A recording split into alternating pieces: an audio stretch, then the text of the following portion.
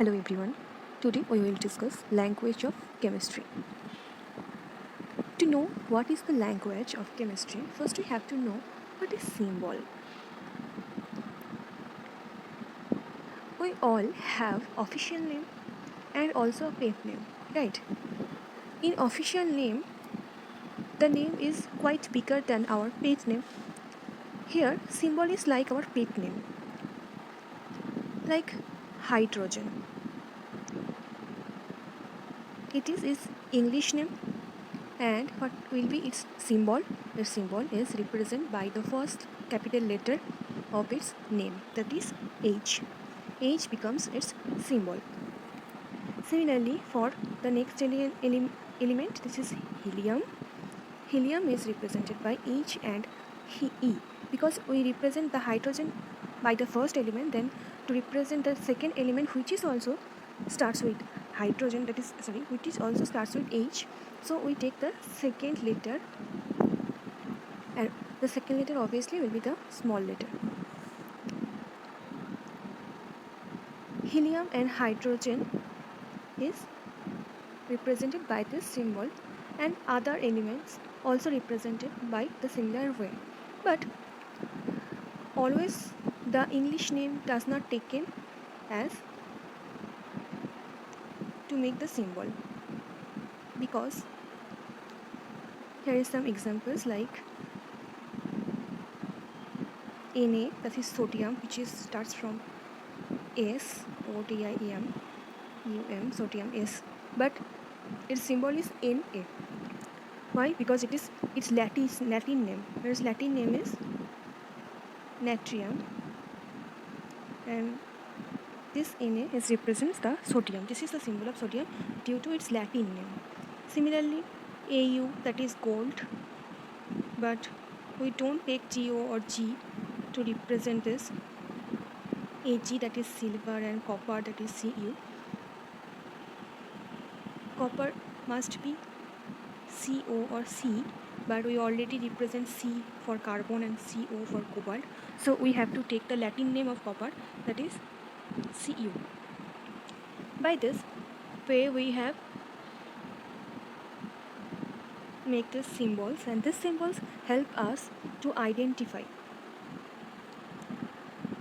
the atom of the element and the name of the element. Now, what is valency? What is valency? Let's see. Suppose we take sodium. We all know its atomic number, right?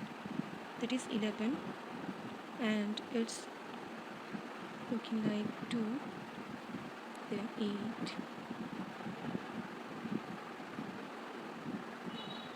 and the outermost cell contains 1 electron. After losing this electron, sodium will be get octet, right? After losing this electron, sodium will be get octet, that is 10, and behaves like neon.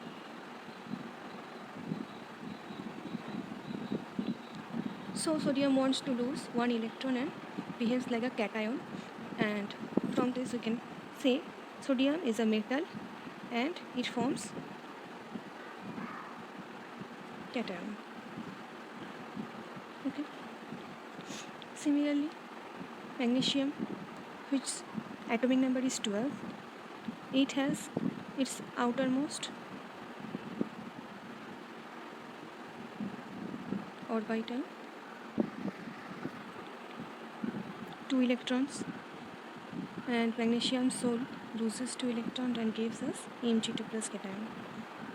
Here the Na plus, Mg2 plus, Al3 plus, this 3, 2 and 1 represents its valency. Sodium is univalent,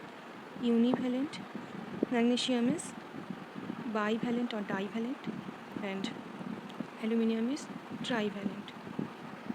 Similarly, so we can here conclude that metals are formed cations, and these are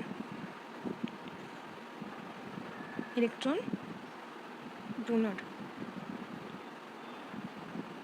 Then non-metals like we take chlorine. This is halogen. We take one electron and form Cl minus. That is anion. Why? Chlorine has atomic number 17, and after taking one electron, he will be 18, and this is noble gas, argon, right? So it wants to be behave like argon. From this, we can clearly say that non-metals after accepting electron becomes anions. And here also we can univalent, -1 means this is also univalent. O2 minus, this is also bivalent. Okay, like this. Now, where is variable valency? What is this variable valency? As we previously know, from the outermost electron, when electron are getting out of from this cell, or electron added to the outermost cell, then this number is counted as valency. But various valency, when it express the various valency, when from the outermost and the next of the outermost orbit electron are moved or electron are gained. So let's see iron. Iron we get 2 plus and also 3 plus. Lower valency is known as suffix with suffix as, and higher valency is known as with the suffix ik. For iron 2 plus, this is lower valency, this is known as ferrous. And Fe 3 plus, this is higher valency known as ferric.